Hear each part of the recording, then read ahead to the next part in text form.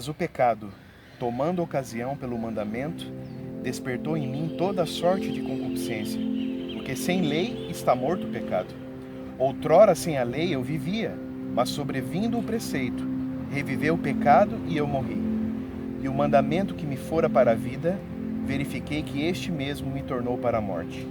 Porque o pecado, prevalecendo-se do mandamento, pelo mesmo mandamento me enganou e me matou. Por conseguinte, a lei é santa e o mandamento santo, justo e bom. Nós temos um problema como ser humano de nós encararmos a lei dos homens. Ninguém gosta de ser parado por um guarda no trânsito, ninguém gosta de ser cobrado por alguma coisa que ele fez contra as leis civis do seu país. Todos nós temos problema de encarar a lei, mas a lei é necessária para que nós andemos em um determinado sentido da vida, fazendo as coisas que são corretas. Uma vez eu fui chamar a atenção da minha filha, Ana. Ela estava fazendo uma arte e eu cheguei e disse: você vai ter que sofrer as consequências disso. E na sua inocência de criança, ela olhou para mim e disse assim: mas pai, não é justo? Eu não sabia que isso não podia ser feito. Ali eu entendi que o errado estava sendo eu. Como eu poderia cobrar algo da minha filha se eu não havia em algum momento dito a ela o que era certo, o que era errado? Deus fez, dentro da Bíblia, um conjunto de leis e preceitos para que nós, seres humanos, soubéssemos a sua verdade, a sua vontade. Quando Deus deixou claro, na sua palavra, aquilo que Ele considera certo, justo e bom, nós então somos indesculpáveis de fazer coisas contrárias à lei de Deus. Quais são as leis de Deus? Quais são os parâmetros dessa lei e aquilo que eu devo observar? A Bíblia fala basicamente que nós temos 4 conjuntos de leis de Deus nas suas sagradas escrituras. Você gostaria de saber mais sobre isso? Vamos aprender na Bíblia quais são as leis de Deus? Regras, limites, multas, infrações. Vivemos sobre as regras em todos os lugares que possibilitam vivermos em sociedade. Imagine se cada um fizesse, por exemplo, o que quisesse no trânsito. Já imaginou como seria observar uma descida de uma serra, numa viagem em família, em meio à natureza, usufruindo a beleza da estrada dentro de todos os limites? Mas o que acontece se você não fizer a manutenção do seu carro, não respeitar os limites de velocidade? Usufruiria esse passeio sem freios a 120 km na contramão? Se um guarda te para em uma viagem, você fica apreensivo ou está tranquilo, pois anda dentro de todos os regulamentos? Deus também tem um conjunto de regras para o seu povo. E essas regras estão na sua palavra. Mas antes que nós estudemos as regras de Deus, lembre-se de uma coisa. Para alcançar a eternidade, devemos escolher adorar Deus sobre o seu padrão. Você não precisa concordar com nada disso caso não queira ir para o céu. Mas caso queira, você precisa necessariamente aceitar e viver conforme esse padrão. Podemos dividir para a aprendizagem a lei de Deus em 4 tipos. A lei moral. Ela é especial porque representa o caráter e a justiça de Deus. A lei cerimonial. Como o nome diz, tinha a ver com os serviços e os sábados festivos do templo. A lei dietética ou lei de saúde. Existiram alguns preceitos de Deus que regiam a saúde do seu povo, os alimentos que eles podiam comer, noções de higiene e limpeza, a purificação sacerdotal nos serviços de cultos, dentre outras coisas. E também a lei civil. Como toda a sociedade, Deus regulou os relacionamentos com relação à família, o próximo, os tratamentos, a retribuição, o relacionamento sexual e a pureza. Começaremos a compreender a mais importante das leis, a moral, uma descrição em linguagem humana dos preceitos morais do reino de Deus. Para que entendas a importância da lei moral para Deus, Êxodo 31:18 vem dizendo: E tendo acabado de falar com ele no Monte Sinai, deu a Moisés as 2 tábuas do testemunho, tábuas de pedra, escritas pelo dedo de Deus. A lei de Deus foi a única parte da Bíblia escrita por Ele mesmo.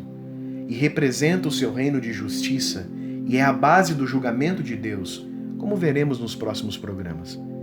Representa o seu caráter perfeito. Ela diz como o homem deve se portar para com Deus, os 4 primeiros mandamentos, e como o homem deve se portar com o próximo, os 6 últimos. Deus não deu nenhum sonho, nenhuma visão aos profetas, mas ele mesmo escreveu com seus próprios dedos. Houve também a promulgação da lei cerimonial de Deus.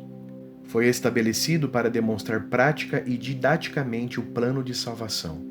Ali, Deus habitaria no meio do seu povo e purificaria todos dos seus pecados. Apontaria para o Cordeiro de Deus que tira o pecado do mundo e o plano da redenção de Deus através de Jesus. Cada sacrifício era um momento de contrição, arrependimento e alívio do pecado.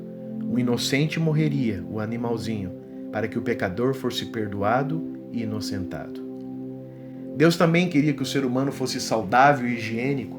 Basicamente são 3 recomendações: a alimentação edênica, a do Éden, indicado para o consumo, alimento 100% de origem vegetal.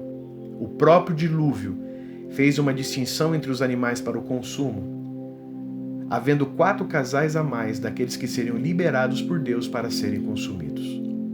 E então as leis civis, pois Deus é um Deus de ordem. A humanidade sempre teve seus conceitos básicos de relacionamento. O Código de Hammurabi é um conjunto de leis criadas pelo 6º rei da Suméria, Hammurabi, no 18º século a.C., na Mesopotâmia.